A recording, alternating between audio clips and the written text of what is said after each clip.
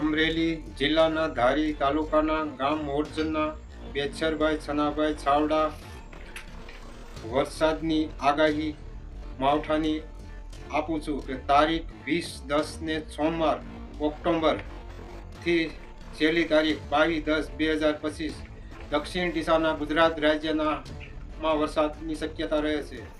દક્ષિણ દિશાના ગુજરાત રાજ્યના જિલ્લાઓ સુરત, નવસારી, વલસાડ, વાપી, ડાંગ, આહવા